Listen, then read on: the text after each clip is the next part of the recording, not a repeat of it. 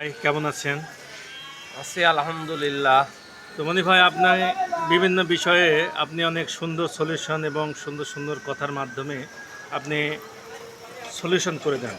তো আমি একটা জিনিস জানতে চাচ্ছি যে বর্তমানে অনেক যুবক আছে যাদের বাবার অনেক অর্থ সম্পদ, ঠিক আছে, জমি জমা ধরেন, অনেক ইনকাম তাদের, কিন্তু সেই ছেলেটা কিছুই করে না, মানে জমি জমাগুলো দেখে শুনে খায় আর কি।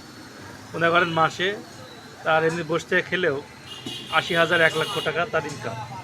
তো সেই ক্ষেত্রে কি তাকে কি বেকার বলা যায়? সে এই বিষয়ে আপনার কি মত? সে যদি ওগুলো দেখাশোনা করে ঠিক রেখে খায় তাহলে ওটাও একটা কাজ।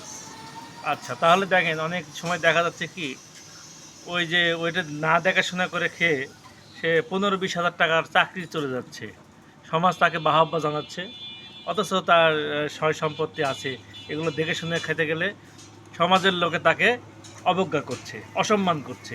এই বিষয়ে আপনি কি বলবেন? এগুলো আসলেও এক একজন এক এক ধরনের লোক, এক একজন এক এক মন্তব্য করে।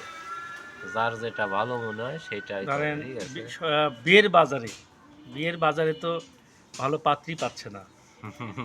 তো সেই ক্ষেত্রে অনেক অর্থ সম্পদ, অনেক ইনকাম থাকার পরেও, এবং সে ছেলেটি উচ্চশিক্ষিত হওয়ার পরেও শুধুমাত্র চাকরি না করার কারণে সে সমাজে অবহেলিত, অসম্মানিত।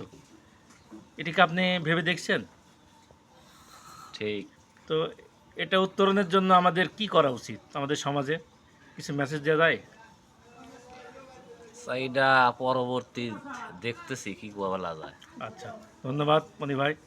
আপনি বিভিন্ন সময় বিভিন্ন ধরনের যুক্তি তর্কের মাধ্যমে উপস্থাপন করে ভালো উপদেশ দেন। এজন্য আপনাকে ধন্যবাদ।